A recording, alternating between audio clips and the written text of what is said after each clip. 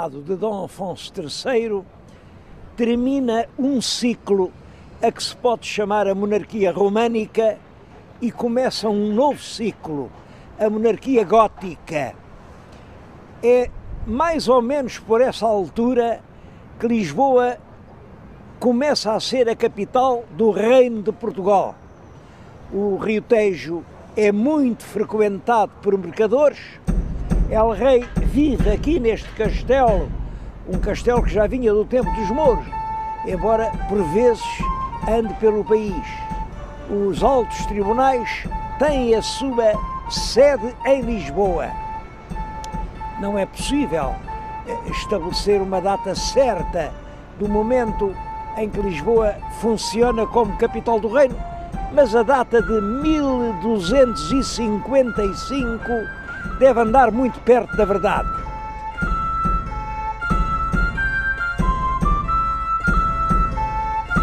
Ao rei Dom Afonso III sucede no trono o filho primogênito, que é o Dom Dinis.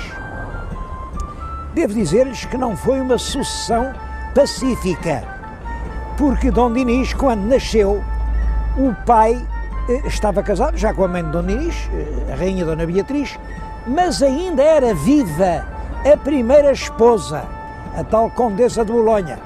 Portanto, em bom rigor, o Dom Dinis não era filho legítimo, porque o casamento ainda não tinha sido legitimado.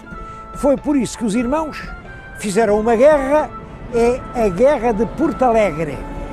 A região de Porto Alegre e o castelo de Porto Alegre estão ligados a essa guerra. Eu estou a falar-lhes de reis, mas devo dizer que os nomes mais altos da história portuguesa nem sempre são os dos reis, nem sempre são os dos vencedores ou dos perdedores das guerras. Não.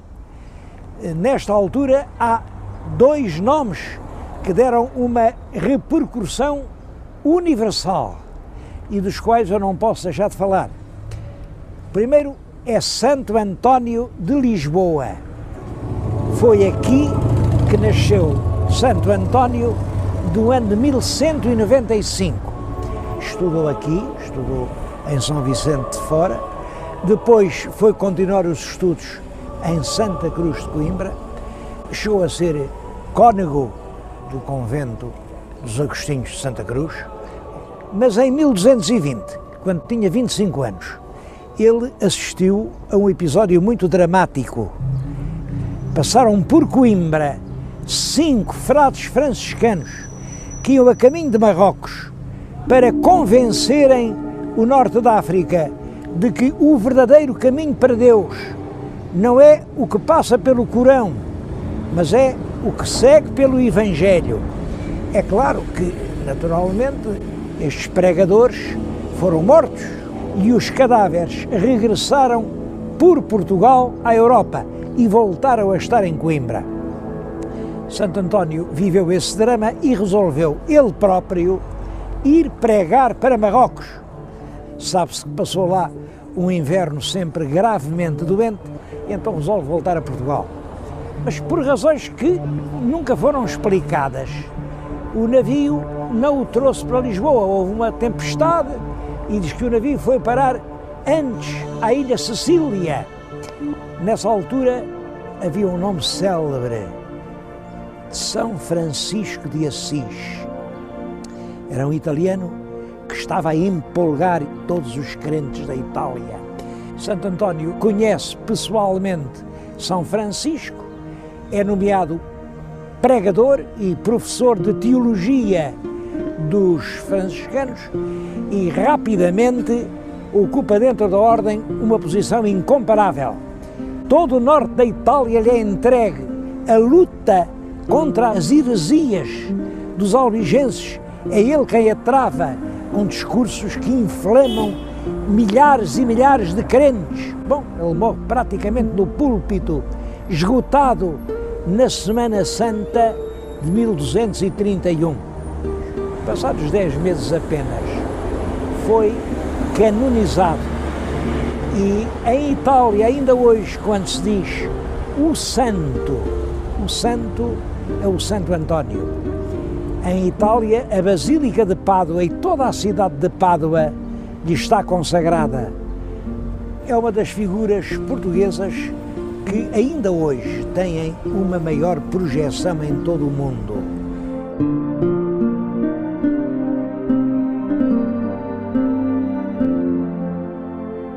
Uma outra grande figura de português do século XIII é Pedro Spano.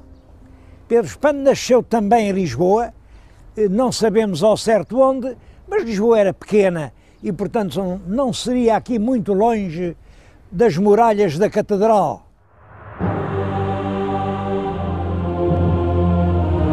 Ele era filho de um médico de Lisboa e veio a ensinar medicina e lógica em várias universidades da Europa.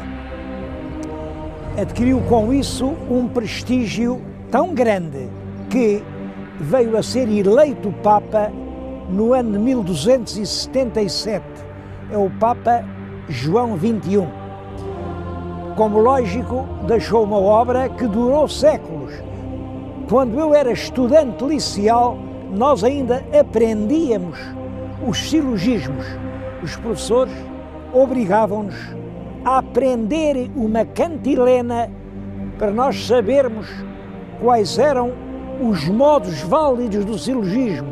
Eu ainda me lembro dela: Bárbara, celarende, dari, ferio, cesares, camestres, festino, barroco. As vogais de cada uma destas palavras indicavam os modos válidos. É claro que esta cantilena é apenas uma mnemónica. Mnemónica quer dizer um artifício para as pessoas se lembrarem. Mas quando um artifício inventado por um professor é aprendido pelos estudantes 700 anos depois de ele ter vivido, é porque era realmente um grande professor.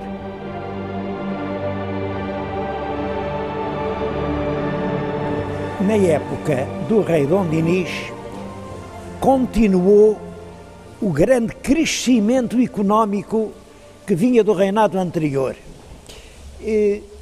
Os dois reinados juntos, Dom Afonso III e Dom Dinis, prefazem 77 anos e pode realmente dizer-se que durante esse longo período Portugal nunca deixou de crescer. Eu estou a dizer-vos isto aqui num ambiente bem dionisino. É um claustro mandado fazer pelo rei Dom Dinis no mosteiro de Alcobaça e que dá perfeitamente na sua grandeza, na sua solidez, uma imagem dessa época. O comércio desenvolveu-se muito. Em 1293, o rei confirmou a Bolsa Marítima. A Bolsa Marítima era uma organização dos mercadores portugueses que faziam um depósito de uma parte dos seus lucros para cobrir os prejuízos das viagens. Há muitos outros sinais de progresso. A língua portuguesa, o nosso idioma, é declarado idioma oficial e é essa língua que se passa a usar nos documentos públicos, em vez do latim. Em 1288, o rei Dom Dinis conseguiu do Papa autorização para que funcionasse em Portugal o primeiro estudo geral. Como sabem, é a origem da nossa universidade. As fronteiras terrestres foram delimitadas pelo Tratado de Alcanices. A partir daí, o Portugal continental teve praticamente a mesma configuração e nós somos uma das nações do mundo com mais antigas fronteiras. Um outro ato importante desta época é a criação da Ordem de Cristo, porque o Papa tinha extinguido os templários e tentava confiscar os seus bens. O rei Dinis tinha acabado a guerra com os mouros em terra, com a conquista do Algarve, Mas essa guerra prosseguia no mar e quem estava especialmente incumbido da guerra contra os mouros eram os templários e agora os cavaleiros da Ordem de Cristo.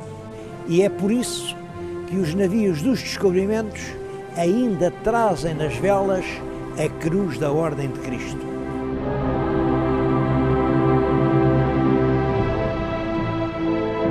É muito considerável a obra de fomento interno feita durante a época do rei Dom Dinis. Ele fundou vilas novas, instituiu feiras, mandou enxugar pântanos, construiu mosteiros e fortalezas. É impressionante a lista de obras que consta na crónica de Dom Dinis do Rui de Pina. Ele construiu Serpa, e Moura, e Olivença, e Campo Maior, Monforte, Arronches, Porto Alegre, Marvão, Castelo de Vide, e Borba, Vila Viçosa, Arraiolos, Alandroal, Monsaraz e a Jurumanha, e fez a Torre da Beja, e na Beira ainda fez Avô e o Sabugal e Castelo Rodrigo. Eu só não continuo a lista até ao fim, porque não posso preencher este tempo só com o reinado de Dom Dinis. Mas é, na verdade, uma obra muito notável. É claro que esse enorme número de obras da iniciativa real, e portanto pagas pelo erário real, significa um grande aumento de riqueza. É que tinha aumentado muito o número das feiras, só até ao fim do século XIII há 30 feiras novas em Portugal, aumenta a moeda circulante, a extensão dos campos arroteados quase duplica e com isso cresce a produção do azeite e do vinho, e depois vêm os mercadores ambulantes, compram nas feiras locais e vão vender no Mediterrâneo, vão vender no Norte da África, vão vender nas Flandres e, com tudo isso, as alfândegas têm grandes rendimentos.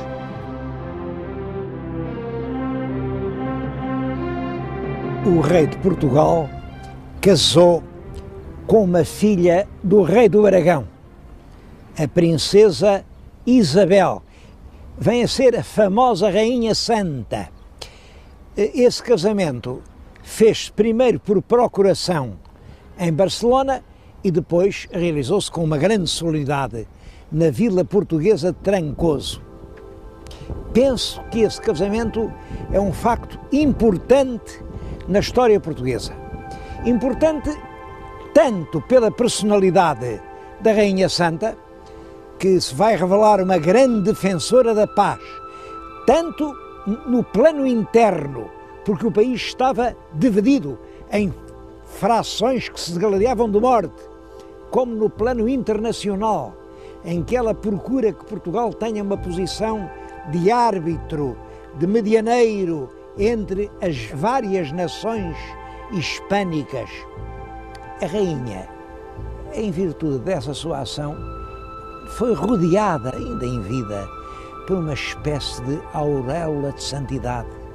O povo atribuía-lhes milagres e ela veio realmente a ser beatificada, ainda no Renascimento, pelo Papa Leão X e depois canonizada, mas isso já no século XVII, pelo Papa Urbano XVIII.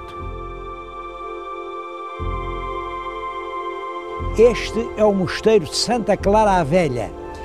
A rainha, já nos últimos anos de vida, é por volta de 1330, ela morreu em 36, manda fazer um sepulcro lindíssimo e a ideia dela era ficar aqui, nesta igreja de Santa Clara, que ela própria mandou construir.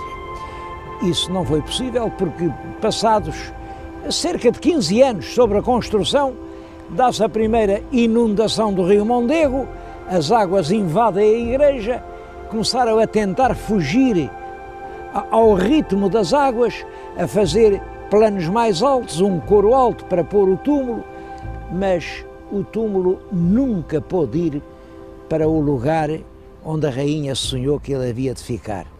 Acabaram por colocá-lo também aqui em Coimbra e está no Coro Alto de Santa Clara Nova.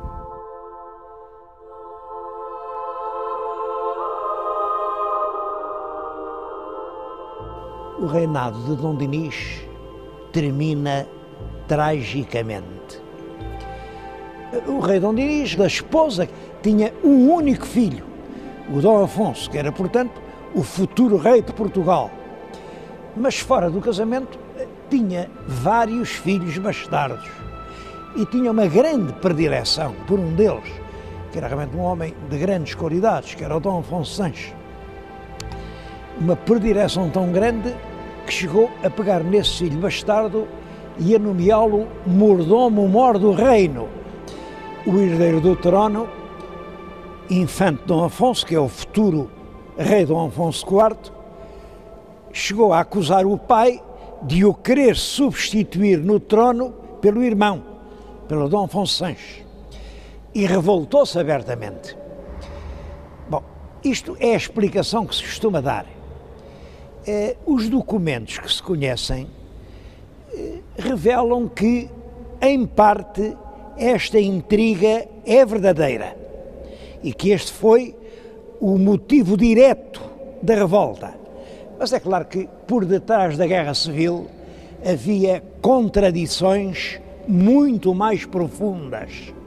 A acusação que o infante revoltado fazia ao rei seu pai era a de que ele não governava com justiça.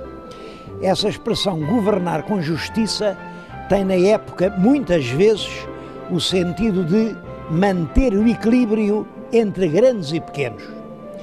Na realidade, é certo que a partir do início do século XIV, ano de 1300, o rei Dom Dinis deixa de convocar as cortes, dá realmente proeminência aos grandes nobres, faz grandes doações e alguma razão tinha realmente o infante e as forças que o apoiavam para se revoltar.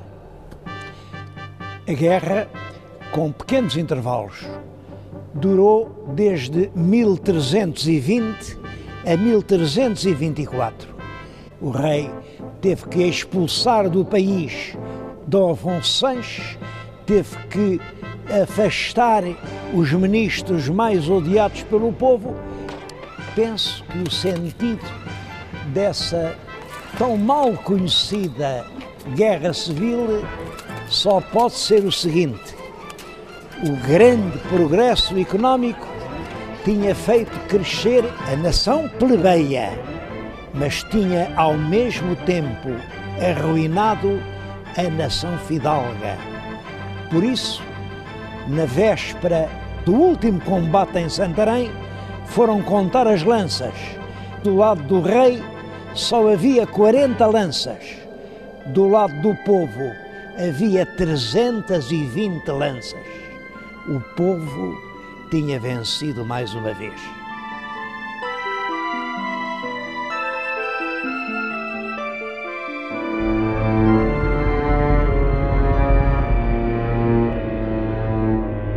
O século XIV foi um mau século para toda a Europa ocidental e Portugal não fez exceção.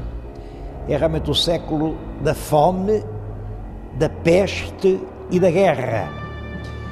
Os progressos do século XIII tinham aumentado muito a população. As cruzadas tinham feito surgir grandes cidades, a riqueza circulava por toda a parte, mas a população aumentou muito e começam a surgir grandes fomes. E em 1348 alastra por toda a Europa Ocidental uma epidemia terrível, a peste negra. A peste negra matou, em certas regiões, cerca de 1/3 da população e teve efeitos sociais muito importantes, porque os trabalhadores que aceitavam trabalhar nos campos já não eram muitos, agora com a peste negra são ainda menos, e eles deixam de querer servir pelos regimes antigos, que era o trabalho a bem fazer, quer dizer, trabalhava-se o ano inteiro em troca do bem que o amo lhes quisesse fazer. Isso significa trabalhar em troca da subsistência. Agora o trabalhador já exige que lhe deem dinheiro pelo seu dia de trabalho. Chama-se isso um ganha-dinheiro. Era uma palavra odiosa, o ganha-dinheiro. Corresponde, é claro, ao proletário de hoje. E eram pessoas que, se não lhes pagassem, não trabalhavam. Isto hoje pode parecer-nos estranho, porque é a regra absoluta, mas na Idade Média não era assim. No século XIII e daí para trás, as pessoas trabalhavam sem qualquer salário, apenas em troca do pão que comiam. Além da peste, a guerra. É um século ensanguentado por grandes revoltas dos camponeses contra os seus senhores, pelos saques dos castelos e das abadias, pela guerra dos flamengos contra os franceses, pela guerra dos turcos contra os cristãos e pela guerra dos 100 anos entre a França e a Inglaterra, uma guerra que começa em 1337 e que vai durar 100 anos. É claro que Portugal não escapa a essa enorme crise.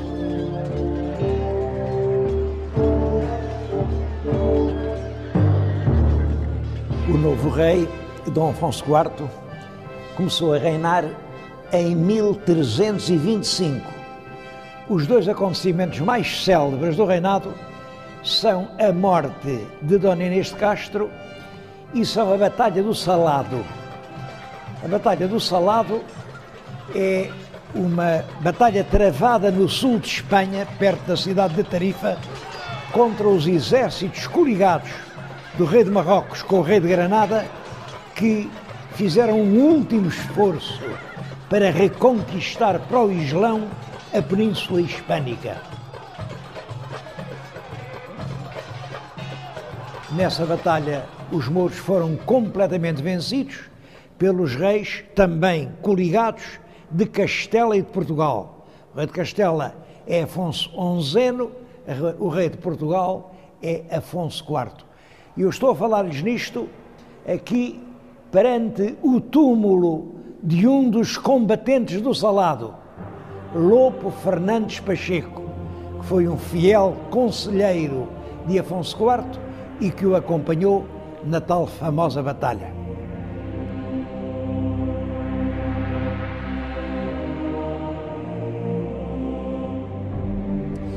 A morte de Inês de Castro deu-se no ano de 1355.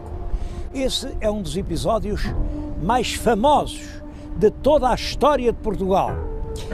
E é possível que essa celebridade se deva a dois factos. O primeiro é a atenção que Camões lhe consagrou nos Lusíadas. O segundo é aos grandes túmulos que o rei Dom Pedro mandou construir. Muitos se lembrarão ainda daquela estrofe célebre: estavas, linda Inês, posta em sossego, de teus anos colhendo o doce fruto, naquele engano d'alma, ledo e cego, que a fortuna não deixa durar muito. A verdade é sempre diferente da lenda e, neste caso, a verdade é a seguinte: o infante herdeiro do trono, que era Dom Pedro, vivia já há anos maritalmente com uma dama da alta nobreza galega, Dona Inês de Castro, e já tinha 3 filhos dela. É até possível que já estivesse casado com ela. Entretanto, em Castela, rebenta uma grande revolta contra o rei, a quem eles chamaram Pedro Cruel, e para o substituir, vêm convidar o nosso infante Dom Pedro, o herdeiro da coroa portuguesa. É claro que isso levaria o infante a meter-se numa guerra que não tinha nada a ver connosco. Mas naturalmente que a companheira do infante, a dona Inês de Castro, via nesse convite uma grande honra. Por esse caminho ela chegava a ser rainha de Castela e, portanto, certamente ela aconselhava o companheiro a aceitar o convite. Isto que eu estou a dizer não é uma pura hipótese, é isto que se retira dos documentos que nós conhecemos. O rei Dom Afonso IV não concordava com uma intervenção portuguesa numa guerra com a qual nós nada tínhamos que ver. E ele não queria que o infante se metesse na guerra dos espanhóis. É por isso que ele manda executar Inês de Castro, a conselheira do infante. Como calculam, o infante Dom Pedro não se resignou a perder assim a mulher da sua vida, a mãe dos seus filhos. Revoltou-se, o país entrou numa onda de violência, até que Dom Pedro sucede no trono ao pai, declara solenemente que Inês era a sua esposa, que os filhos do casamento eram filhos legítimos e mandou lavrar os mais belos túmulos que até hoje se fizeram em Portugal. No interior do mosteiro de Alcobaça está Inês em frente de Pedro. Os anjos sustêm-lhes as cabeças e parece que eles aguardam a hora em que vão soar as trombetas do juízo final. Quando isso acontecer, os mortos vão ressurgir dos seus túmulos. Eles vão abrir os olhos. Inês vê em frente de si Pedro. E Pedro, a primeira palavra que vai dizer é Inês.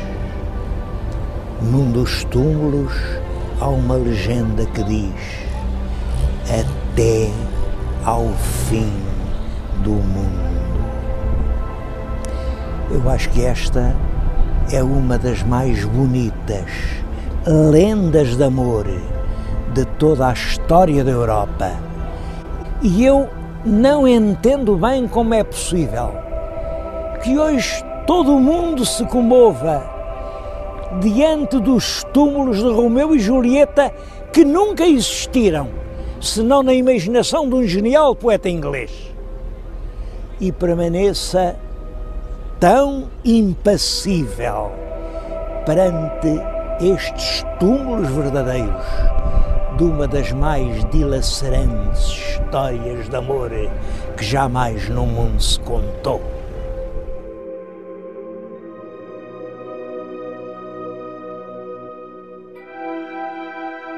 A Dom Pedro sucedeu o filho, Dom Fernando, que ocupou o trono português desde 1367 a 1383.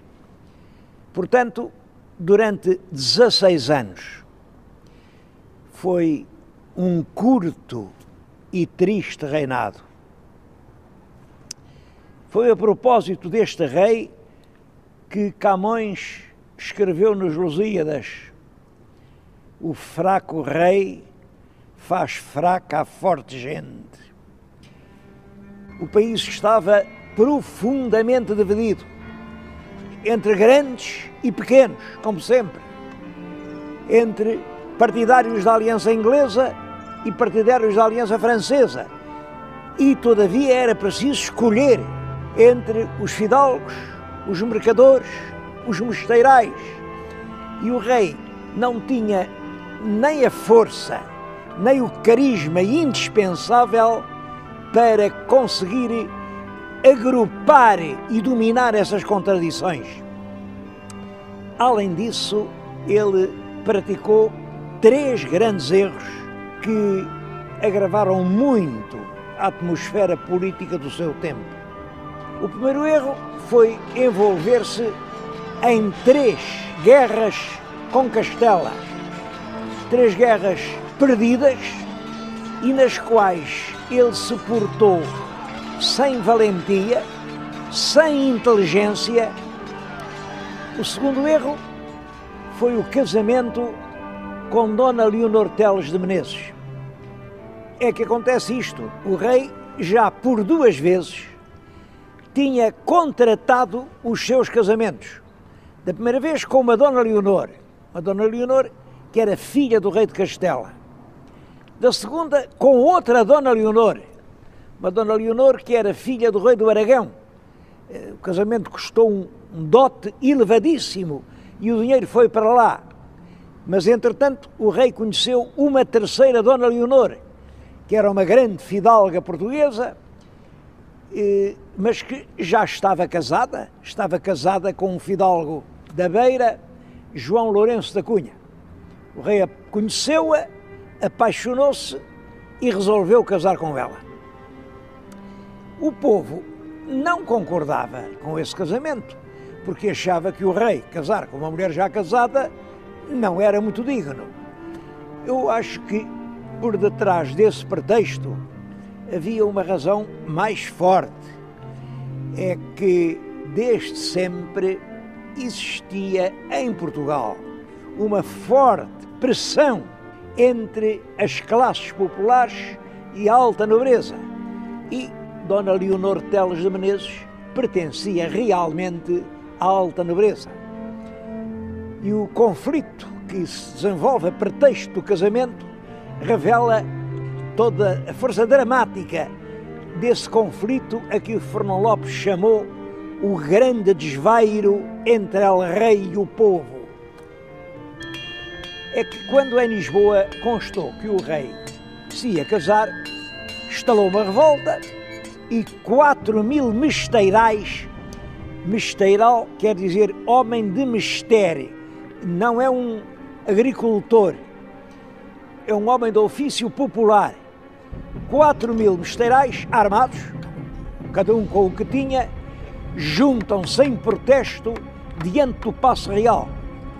O rei manda-se informar e finge que está disposto a ouvir as queixas do povo, mas manda-lhes dizer: vocês amanhã, pela tarde, juntam-se todos no adro da igreja do convento de São Domingos e eu vou lá ouvir o que é que vocês têm para me dizer. À hora marcada, o adro de São Domingos era um mar de gente. Todos queriam ouvir como é que o rei explicava aquela situação. A tarde já estava a chegar ao fim quando se soube a odiada notícia. O rei tinha enganado o povo. Ao raiar da madrugada, saíra por uma porta escondida do Paço Real e, com Leonor Teles, ia já longe de Lisboa a caminho do norte do país. O alfaiate Fernão Vasques, que era quem tinha sido encarregado de expor as razões populares, não pôde fazer o seu discurso. Vieram soldados reais, prenderam-no e cortaram-lhe a cabeça à machadada. Mas não foi só Fernão Vasques. Os documentos falam-nos em cabecilhas do motim, que por essa razão foram justiçados. Os documentos dizem só justiçados, mas nós todos sabemos qual era a justiça que se fazia no caso de revolta contra o rei. Era a ponta da corda da forca para os plebeus ou o gume da machada para os fidalgos. Mas eu referi-me a 3 erros. Penso que o terceiro erro foi a publicação da Lei das Sesmarias. Não é conhecida a data exata, mas segundo a indicação de Fernão Lopes, é de cerca de 1375.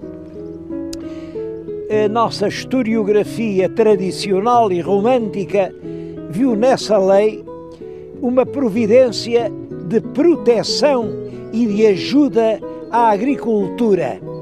Realmente não é isso que a lei diz.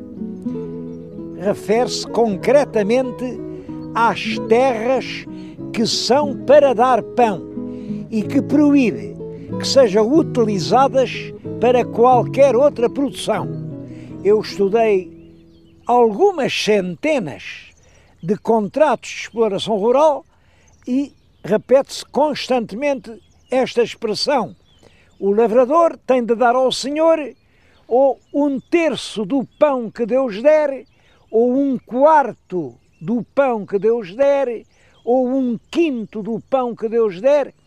Há hoje expressões, por exemplo, no Algarve, a quarteira, eram terras onde se pagava o quarto.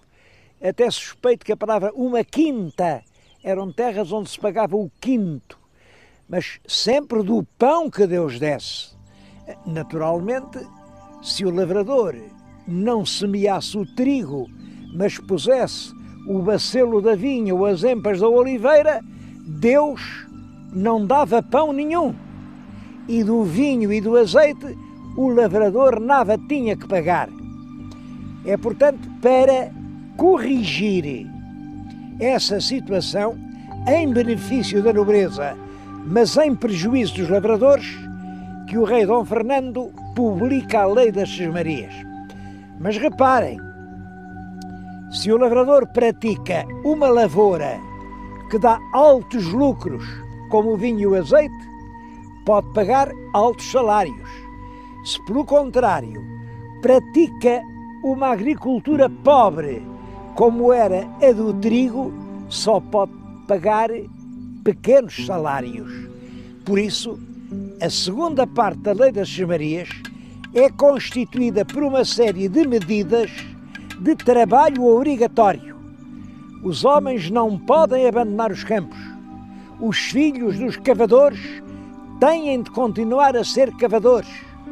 É proibido irem para a cidade, porque é necessário garantir mão de obra para a lavoura do cereal.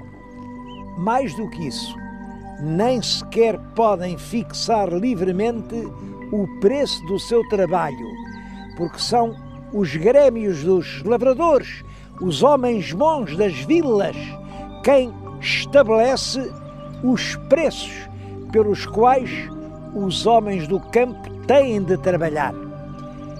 Isto é, cai-se numa nova servidão. Compreende-se perfeitamente que uma lei deste género provoque uma forte reação social por parte dos homens que trabalhavam a terra.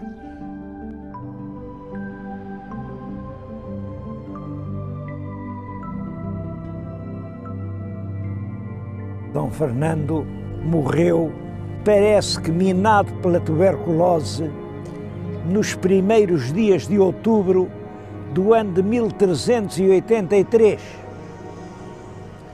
Morreu o rei e o que é que vai acontecer agora? Bom, o rei deixou uma filha legítima.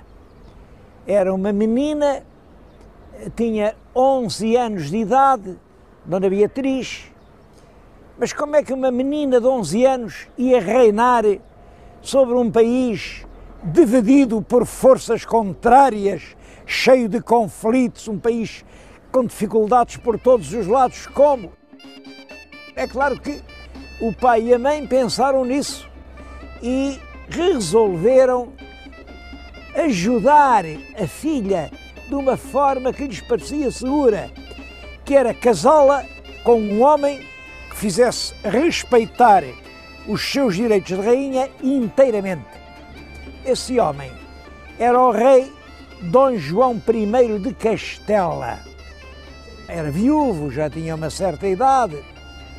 É claro que a independência de Portugal corria algum perigo com o facto da jovem rainha portuguesa estar casada com o experiente rei de Castela. Mas os nossos diplomatas e os nossos políticos encontraram uma forma muito hábil. Foi negociar um tratado muito completo, muito penorizado, muito prudente, que eram os famosos trautos. Os trautos diziam isto: quem fica a reinar realmente em Portugal é a rainha viúva Dona Leonor Teles. Enquanto não tiver um filho varão com 14 anos de idade, esse filho varão deve ser sempre educado em Portugal, de maneira que saia um perfeito português. Quando o rapaz tiver 14 anos, a rainha cede-lhe o poder e, portanto, Portugal continua a ter um rei português. Era realmente um sistema engenhoso e esperto. Simplesmente o povo não acreditava lá muito nessas espertezas dos diplomatas. O povo pensava, que diabo, se o rei for castelhano, quem manda em Portugal são os castelhanos, o resto são histórias. E por isso, quando, passados 8 dias sobre a morte do rei, vieram fazer a aclamação da rainha, vinham os fidalgos à frente e diziam: Arraial, por Dona Beatriz, rainha de Portugal.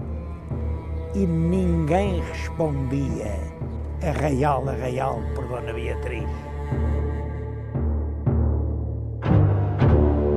Noutras cidades, os fidalgos bem se esforçavam, mas o povo rosnava: Arraial, quem cujo reino for levá-lo-á.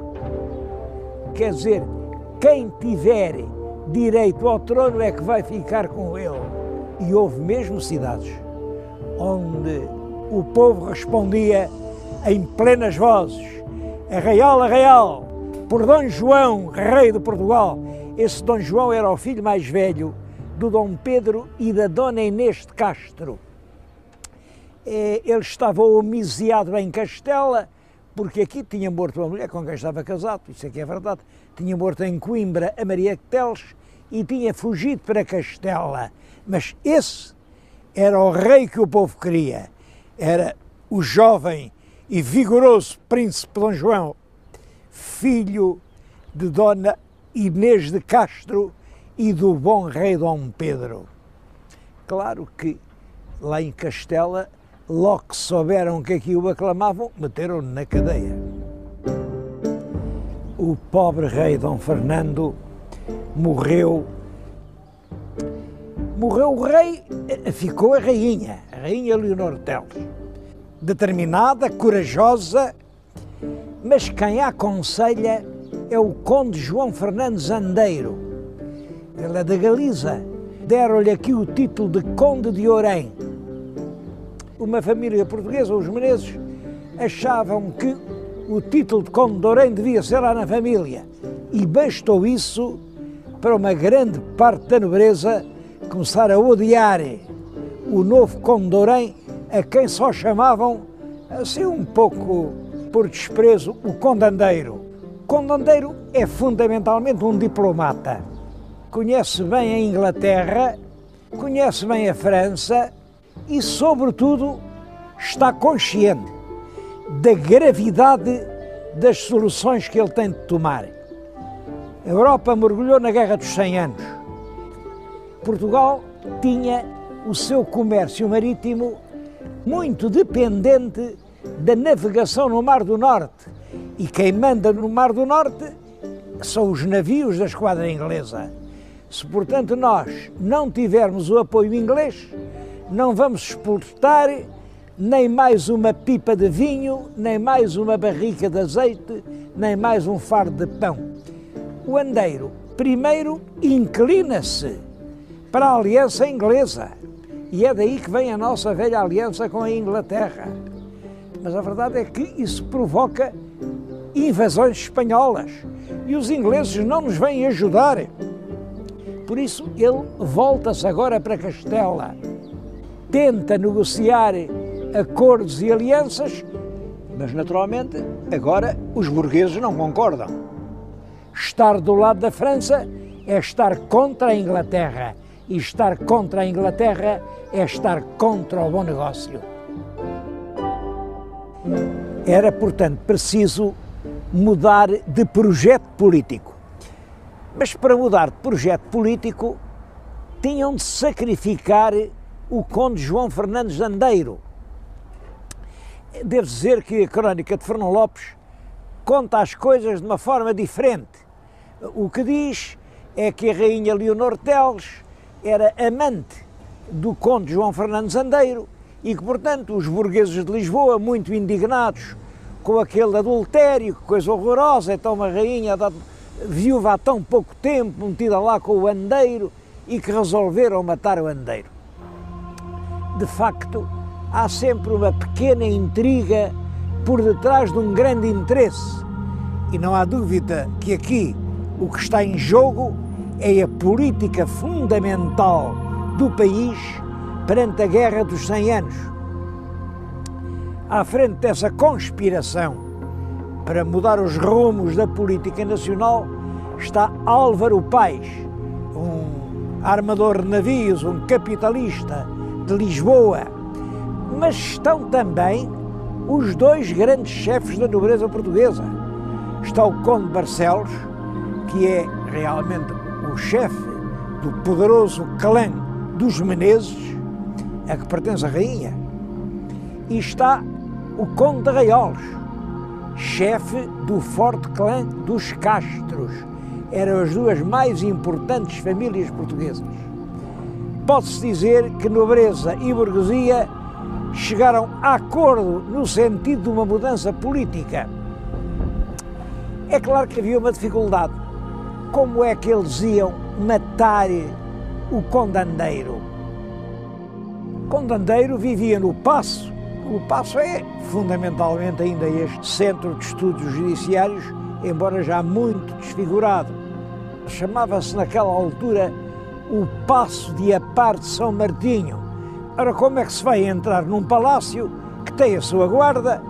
Eles engenharam um plano muito hábil. Momentos antes do mestre Davis, que era a pessoa escolhida para matar o conde, entrar no palácio, punham escudeiros a correr aqui, estas ruas de Alfama, a correr e a clamar: acudam ao paço que mata o mestre, que é filho de El Rei Dom Pedro, e toda a gente corre ao paço. O Paço de Limoeiro é rodeado de uma enorme multidão, obrigou os sinos de todas as igrejas a tocarem a rabate, até que, é claro, sentindo a multidão cá fora a ulular, o mestre sentiu-se seguro, lá matou o conde João Fernandes Andeiro e assomou uma daquelas janelas e disse: aquietai-vos, amigos, vivo e são sou, graças a Deus. Saiu do palácio, a multidão seguia como quem segue o Messias. Alguns diziam entre si: tomemos este homem e façamo-lo rei.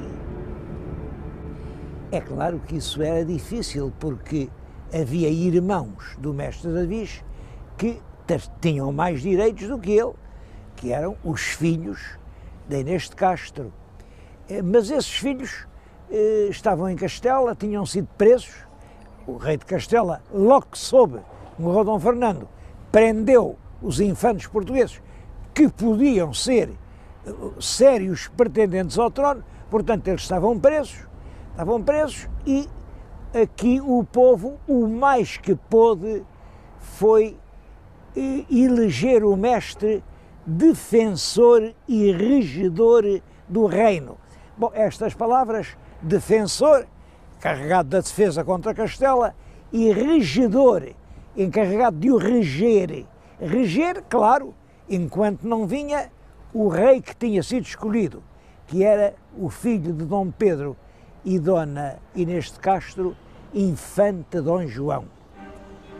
Naturalmente, isto é uma revolução em Lisboa, uma revolução completa, e o rei de Castela invade Portugal, vem pôr cerco a Lisboa, o cerco dura meses, a cidade passa terríveis provações, mas não há dúvida de que o mestre Davis portou-se com valentia e, a certa altura, começa a cair uma peste mortal. E o rei de Castela, antes que a peste lhe acabasse com o exército, ou até que a peste atingisse a rainha com quem estava casado, a rainha portuguesa, resolveu ir outra vez para a Espanha para refazer as suas forças. O mestre Davis não perdeu tempo. Mandou reunir cortes em Coimbra. Em Coimbra havia um palácio real, o Paço Real da Alcáçova. Este aspecto que atualmente se vê é quase todo do tempo do Marquês de Pombal. Mas o conjunto fundamental do edifício é ainda o Palácio Real da cidade, onde o mestre Davis mandou reunir as cortes de 1385. E o que ele pôs aí foi este problema. O trono está vago. Quem deve ser rei de Portugal? Apresentou um advogado muito inteligente, muito hábil, que era o João das Regras. E o João das Regras disse, bom, a rainha Dona Beatriz não, porque está casada com o rei de Castela, é um perigo. Os filhos de Dom Pedro e da rainha Inês de Castro também não, porque o Dom Pedro, afinal, não casou com a Inês de Castro, portanto, eles são filhos bastardos. Se ninguém tem direito ao trono, vamos escolher o homem com mais qualidades, que é Dom João Mestre de Avis. E assim foi. O Mestre de Avis foi eleito rei de Portugal. E começa assim uma nova dinastia, que é a dinastia de Avis. Entretanto, o rei de Castela volta a invadir Portugal, agora com grandes forças, mas os portugueses vão-se postar no lugar estratégico, escolhido com muita habilidade pelo condestável, isto é, o chefe do exército, Dom Nuno Álvares Pereira, um dos poucos fidalgos que estavam do lado de Dom João I. E no dia 14 de agosto de 1385, deu-se a Batalha de Aljubarrota. Essa batalha representou o triunfo completo das forças portuguesas e marcou praticamente o triunfo da independência de Portugal, porque a guerra continuou nas primaveras de cada ano, em campanhas jamais mortiças. É em 1411 que se faz a paz definitiva entre os reis de Portugal e de Castela e que Castela reconhece a Portugal o direito de ter um rei português.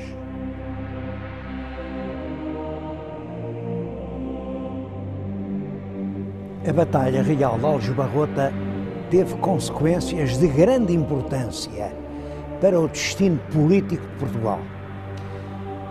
Por um lado, resolveu o problema dinástico a favor da independência portuguesa. Por outro lado, colocou no trono uma nova dinastia, a dinastia de Avis.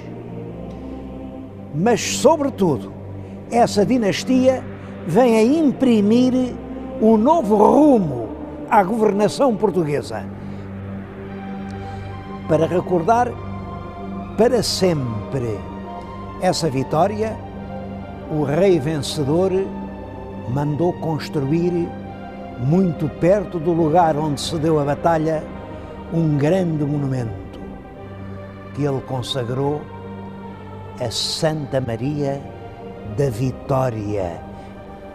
É um dos mais solenes e grandiosos monumentos portugueses. E El Rei Dom João I quis ter dentro dele a sua última morada. Para isso mandou construir a Mestre Huguet uma capela magnífica, grandiosa. É um dos mais extraordinários túmulos reais que existem na Europa. El Rei jaz no centro. No seu leito de morte, dá a mão à rainha. A rainha é Dona Filipa de Lencastre, da família real de Inglaterra, e a princesa que veio consolidar a aliança luso-britânica. Mas esta capela do fundador marcou para sempre a história com a lembrança de El Rei Dom João I, Dom João de boa memória porque o próprio rei fez escrever nas lajes do seu túmulo os principais acontecimentos do seu reinado, que foi realmente um dos mais longos e mais gloriosos reinados da história de Portugal.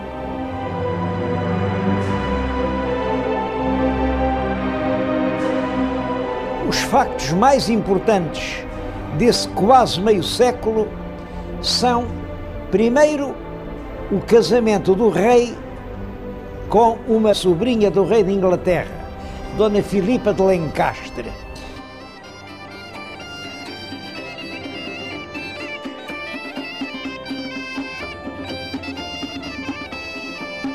Esse casamento vem reforçar a aliança entre Portugal e Inglaterra, aliança que já tinha sido feita por el rei Dom Fernando, mas que ficou para sempre como uma das pedras angulares da política externa portuguesa.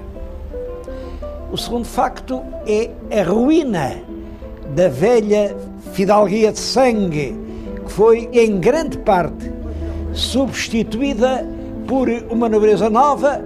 Muitos eram aqueles valentes escudeiros que tinham estado ao lado do mestre Davis nas horas incertas de Aljubarrota. Há mesmo o aparecimento de algumas grandes casas nobres. O caso mais importante é a fundação da Casa de Bragança. A Casa de Bragança tem esta história. No tempo do mestre Davis havia em Portugal 3 condados: o Conde de Barcelos, o Conde de Orém e no sul o Conde de Arraiolos. Ora bem, o mestre Davis deu os 3 condados ao mesmo jovem fidalgo, o condestável Dom Nuno Álvares Pereira. Além disso, deu-lhe inúmeras outras coisas, de maneira que Nuno Álvares era o homem mais rico de Portugal e como tal, constituía um problema para a própria corte. O rei Dom João I, com habilidade, resolveu esse problema. O rei tinha um filho anterior ao casamento, Dom Afonso, e o Nuno Álvares tinha uma filha única.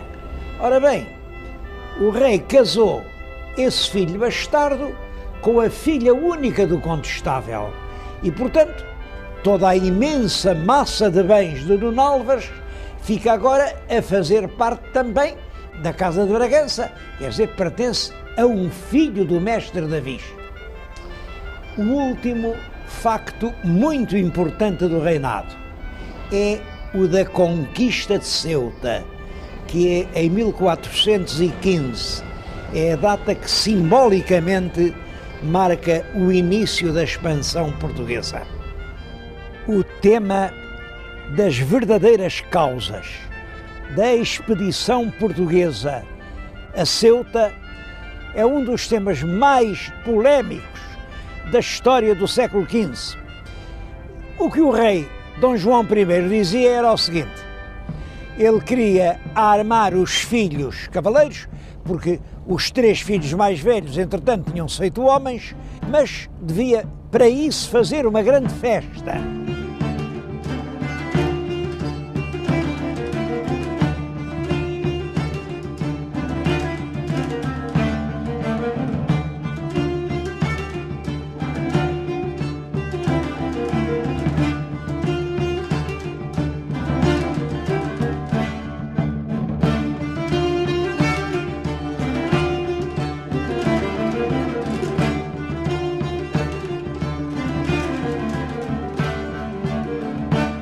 Ora bem, entenderam que melhor que uma festa, com torneios, com despesas, era uma verdadeira expedição militar.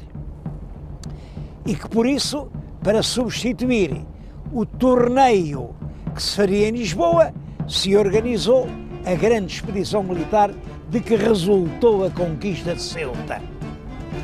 Esta versão, que foi repetida durante séculos, foi depois posta em dúvida pelos historiadores modernos, que não acreditam nisso e que dizem que não, que as razões predominantes eram razões de ordem económica. Eu devo dizer que as razões dadas pelo rei estão perfeitamente de acordo com a mentalidade do tempo e com a mentalidade do próprio Dom João I. Ele era um filho bastardo que se tinha apoderado de uma coroa de uma forma não muito regular e que tinha, portanto, um problema de prestígio. Devo dizer que ele ganhou essa batalha do prestígio e chegou a ser um dos monarcas mais prestigiosos da Europa do seu tempo. O que é certo é que no verão do ano de 1415 saiu de Lisboa uma grande armada, cerca de 200 navios. O Porto também deu uma contribuição importante. Armaram 70 navios de guerra e dessa contribuição ficou um vestígio que é em parte lenda e em parte verdade. Diz que foi dos restos do aprovisionamento de carnes da expedição de Ceuta que ficou aos portuenses o hábito de comer as tripas à moda do Porto. É uma semi-verdade, porque na realidade é certo que esse hábito vem do abastecimento dos navios. As vísceras não podem ser conservadas e, portanto, eram consumidas na alimentação comum. Só que o abastecimento dos navios não começou com Ceuta, tinha começado muito antes, quando as expedições das cruzadas tocavam no Porto, que era uma região particularmente rica de gado. Cerca de 20.000 combatentes caíram de surpresa sobre a cidade de Ceuta. Logo pouco depois da conquista da cidade, pôs-se um problema. A cidade devia ser conservada em poder dos portugueses ou devia ser destruída e abandonada. O rei Dom João I optou por conservá-la, contra a opinião de muita gente. Por exemplo, o infante Dom Pedro dizia que aquilo era uma espécie de trocar uma boa capa por um mau capelo, porque era um grande servadouro de homens, de armas e de dinheiro, e ele tinha razão. A verdade é que Ceuta ficou isolada por todos os lados, tinha que ser abastecida de tudo e, portanto, a única forma de evitar essa situação era conquistar outras terras que pudessem amparar Ceuta. O próprio rei Dom João I, à hora da morte, fez aos filhos um apelo dramático, que voltassem a passar a África para conquistar a cidade de Arzila. Como dizia o filho de Dom João I, Dom Duarte, disto foram as derradeiras palavras que nos bem pôde dizer. Quer dizer, El Rei morre com esse apelo na boca. Ora bem, a cidade de Ceuta manteve-se sob a bandeira portuguesa desde 1415 até 1640. Com a restauração da independência, os habitantes de Ceuta preferiram continuar ligados à coroa de Castela. Na realidade, não tinham outra solução, porque eram inteiramente abastecidos através da costa de Espanha.